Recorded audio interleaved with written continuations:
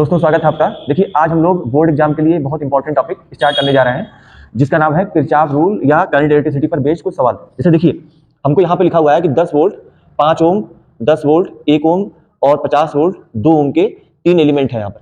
और हमसे हर ब्रांच में करंट की वैल्यू पूछा गया है। तो आपको डिसाइड करना ये आना चाहिए कि यहाँ पर ये V = दिस से लगेगा या किरचॉफ रूल से लगेगा या लॉजिक V = IR से सिंपल लग जाएगा। तो देखिए आप यहाँ से अगर ध्यान से देखेंगे तो करंट अगर आप कहीं से भी भेज दीजिए करंट डिवाइड होगी और कोई भी दो आपस में पैरेलल सीरीज में भी नहीं है। तो आपको एक ही ऑप्शन बचा कि आप किरचॉफ रूल लगाइए।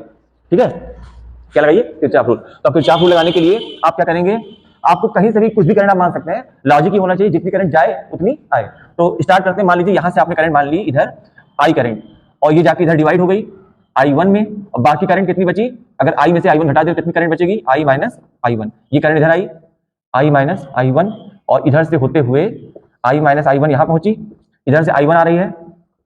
अब ये I - I1 और I1 आपस में ऐड होकर फिर से I हो गई। तो इसे बोलते हैं करंट का सही डिस्ट्रीब्यूशन। जो भी करंट आपने भेजी थी वो वापस उतनी ही लौट रही है जितनी गई थी। I करंट गई थी और I ही यहां से लौट रही। पहला स्टेप हो गया। किरचॉफ रूल में आपको करंट का डिवीजन बहुत सही से करना होगा। अब कोई बच्चा बोलेगा सर यहीं से करंट आप माने, अगर मैं यहां से मान लूं I, मान लीजिए अगर आप करंट यहां से मानते हैं I और मान लीजिए इधर भेजते हैं I1 तो इधर कितनी जाएगी? I - I1, इधर से आपकी I1 दोनों जुड़ के फिर से I हो जाएगी। तो कोई भी आप मान लीजिए सही है वो। हाँ, अब इसके बाद आपको बनानी होगी इक्वेशन। तो अब उसमें खास बात है कितनी इक्वेशन। उसका आंसर है जितने अननोन है। कितने अननोन है? एक I1 और एक I, दो ही लोग तो हैं। तो आपको दो इक्वेशन चाहिए। तो एक इस लूप में लगा ले रहे हैं A B E F A। कौन सा लूप? A B, देखिए A B E F A, समझ पाए? तो ये जो लूप आपने लिया है A B E F A, इसमें आप किरचॉफ का रूल लगाइए। और किरचॉफ का दूसरा रूल क्या कहता है कि किसी भी एक क्लोज्ड पाथ में मिलने वाले सभी पोटेंशियल डिफरेंस का सम क्या होता है? 0 होता है। तो A से B में तो कुछ है ही नहीं। B से आगे बढ़ेंगे, सेल को पार करेंगे, क्या आएगा? -10। इधर जाएंगे -IR से -I1। ठीक है, इधर आएंगे +10।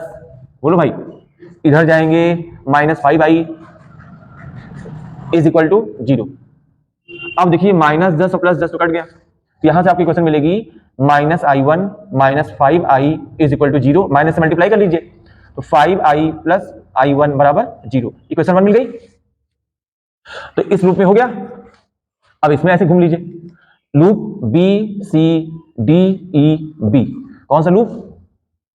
B C D E B। सहमत? तो इस लूप में जब आप चलेंगे तो आपको क्या मिलेगा? देखिए B से आप C जाएंगे तो यहाँ कुछ नहीं है। C से जब आप आगे बढ़ेंगे तो करंट की डायरेक्शन में I × R करेंगे तो -2I - I1। इसको पार करेंगे -50। इधर आएंगे, अब करंट के अपोजिट जा रहे हैं आप तो +I1। उसके बाद इसको पार करेंगे +10। बोलो भाई, = 0। अब इसको सॉल्व करिए तो -10 और इसको जोड़ेंगे -50 और 10 को कितना आएगा? -40।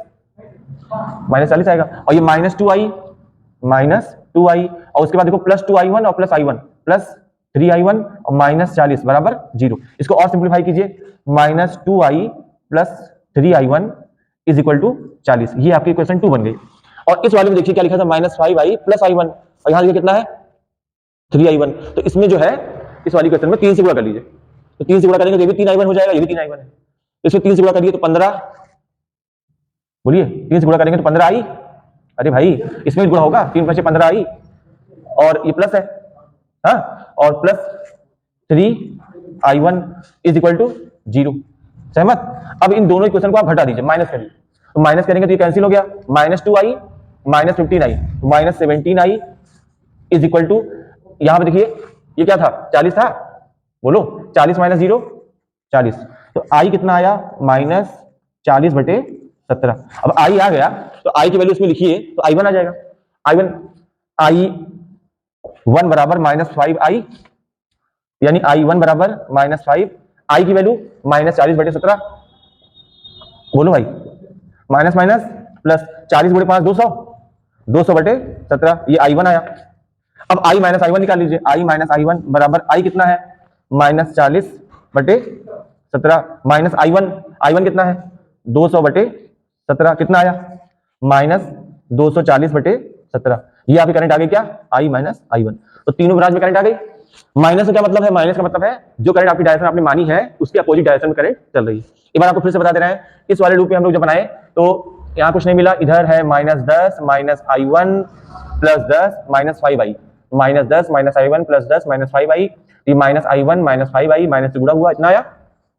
फिर बी सी इस वाले में यहाँ कुछ नहीं है, इधर -2i माइनस I1, फिर -50, फिर इधर गए प्लस I1, फिर प्लस 10 बराबर 0, -2i plus 2I1 plus I1 3I1, और फिर -10 बचा, ये इसको जोड़ने पर इसको आपने उधर भेजा, तो -2i प्लस 3I1 बराबर 40। और यहाँ से क्या मिला था आपको 5i प्लस I1, इसमें आपने कैसे गुणा किया 3 से 15i प्लस 3I1 बराबर 0, सब्ट्रैक्ट ये कट गया, माइनस ये भी माइनस हो जाएगा, -17i बराबर 40, i बराबर -40/17। अब इससे आपने I1 निकाल लिया, i माइनस I1 निकाल लिया, ये आपको पूरी करंट मिल गई। एक ही विकल्प है किरचॉफ रूल, इसका कोई शॉर्टकट नहीं है। समझ में आया?